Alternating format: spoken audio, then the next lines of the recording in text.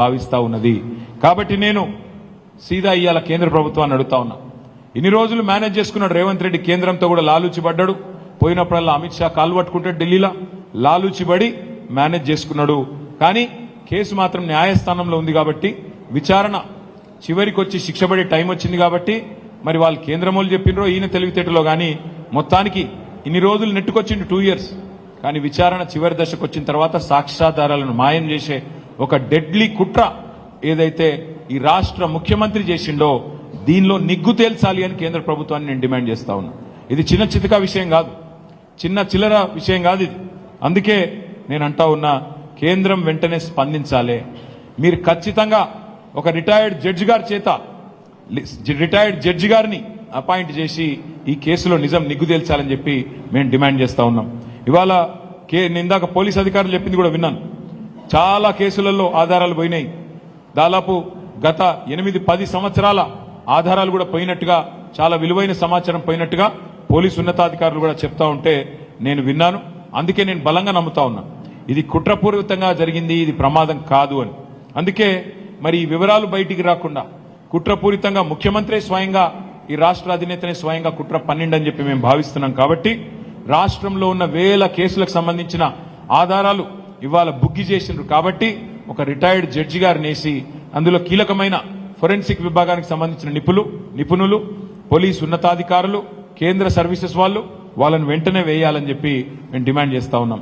ఎందుకంటే ఒక్క నేరగాడు తప్పించుకోవడం కాదు, ఇవాళ ఈయన చేసిన పని వల్ల వేలాది మంది నేరగాళ్లు, రేపిస్టులు, దుర్మార్గులు వారి కేసుల్లో మరి శిక్ష పడే అవకాశం లేకుండా పోయింది. నేను స్పష్టంగా ఈ రాష్ట్ర డీజీపీని కూడా అడుగుతా ఉన్నా, మీరు మాకు చూపెట్టండి ఆ ప్లేస్. మేము వస్తాం, ఒక లెజిస్లేటర్స్ బృందం వస్తాం, మేము కూడా కొంతమంది సైంటిస్టులను తీసుకొని వస్తాం. మీరు దాచేదేమీ లేకపోతే మమ్మల్ని రానియండి, మేము కూడా సైంటిస్టులను తీసుకొని వచ్చి చూస్తాం. నిజంగానే షార్ట్ సర్క్యూట్ జరిగిందా, అక్కడ అగ్ని ప్రమాదం జరిగిందా, నిజం నిగ్గు తేలాల్సిందే. వేరే వాళ్ళని ఎందుకు అలౌ చేయట్లేదు మీరు? అత్యంత గోప్యంగా, అత్యంత రహస్యంగా ఎందుకు కాపాడే ప్రయత్నం చేస్తున్నారు రేవంత్ రెడ్డిని? మేము సూటిగా అడుగుతా ఉన్నాము. అందుకే ఇక వీళ్ళు ఎట్లాగూ వినరు, ఈ పోలీసులు ఎట్లాగూ ప్రైవేట్ ఆర్మీ లెక్క పూర్తిగా మారిపోయినారు. కాబట్టే కేంద్ర ప్రభుత్వాన్ని మేము డిమాండ్ చేస్తున్నాం, మీకు లాలూచి లేకపోతే రేవంత్ రెడ్డితో, ఎందుకంటే లాలూచి ఉందనేది కూడా నేను ఉత్తగానే అంటలేను, ఎన్నో సందర్భాల్లో తేలిపోయింది ఇప్పటికే. రేవంత్ రెడ్డిని స్వయంగా ప్రధానమంత్రి వచ్చి తెలంగాణకు డైరెక్ట్గా అంటాడు, ఆర్ఆర్ ట్యాక్స్ వసూలు అవుతుంది అంటాడు. ఏప్రిల్ 2024లో, ఇప్పుడు మనం ఏప్రిల్ 2026 దగ్గరకు వచ్చినాం, 2 ఏళ్ల కిందట. RR tax, Rahul Revanth tax వసూలు అవుతుంది తెలంగాణలో అని ప్రధానమంత్రి అభియోగం మోపుతాడు. కానీ ఏం చర్యలు ఉండవు.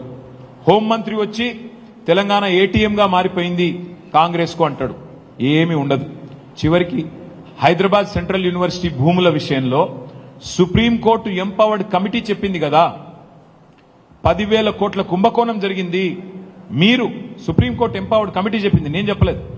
మీరు వెంటనే SFIO serious fraud investigation agency కానీ, సిబిఐ కానీ, ఈడీ కానీ ఒక మంచి విచారణ సంస్థతో విచారణ జరిపించండి అని సుప్రీంకోర్టు వేసిన కమిటీ చెప్పింది. కానీ కేంద్రం స్పందిస్తలేదు. ఆఖరికి పొంగులేటి శ్రీనివాసరెడ్డి ఇంట్లో ఈడీ రైడ్ అయితే ఇప్పటికి 1.5 సంవత్సరం అయితే కనీసం కేసు కూడా రిజిస్టర్ చేయలేదు.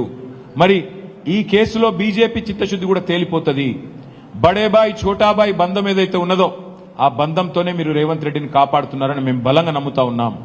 బడేబాయ్ ఛోటాబాయ్కి సంబంధం లేకపోతే ఈ కేసు విషయంలో వెంటనే ఈ ఫోరెన్సిక్ ల్యాబ్ తగలబెట్టిన నేరగాడు క్రిమినల్ రేవంత్ రెడ్డి మీద వెంటనే మరి సిట్టింగ్ జడ్జి ద్వారా వెంటనే ఎంక్వైరీ చేయించాలని చెప్పి కూడా మేము కేంద్ర ప్రభుత్వాన్ని డిమాండ్ చేస్తా ఉన్నాం. ఇది మొదటిసారి కాదు, మన సింగరేణి కుంభకోణం మేము బయటపెట్టినాం. సింగరేణిలో 49% వాటా కేంద్ర ప్రభుత్వానికి ఉన్నది. అయ్యా స్కామ్ జరిగింది, ముఖ్యమంత్రి బామ్మరిది అడ్డంగా దొరికిండు, విచారణ జరిపించండి అంటే ఇంతవరకు విచారణ లేదు. దీన్ని బట్టే అర్థం చేసుకోవచ్చు బడేబాయ్ ఛోటేబాయ్ బంధం ఎంత దృఢంగా ఉన్నదో. మాకు ఇంకొక అనుమానం కూడా ఉంది, మరి ఈ అగ్ని ప్రమాదం అని ఏదైతే బుకాయిస్తున్నారో దీని వెనకాల ఇక్కడున్నోళ్ళే ఉన్నారా, ఢిల్లీ పెద్దలు కూడా ఏమైనా ఉన్నారా, మాకు అనుమానం ఉంది. ఎందుకంటే ఢిల్లీలో కూడా ఇవాళ అక్కడున్న ప్రభుత్వం మరి కొంతమంది మద్దతుతో నడుస్తున్నది.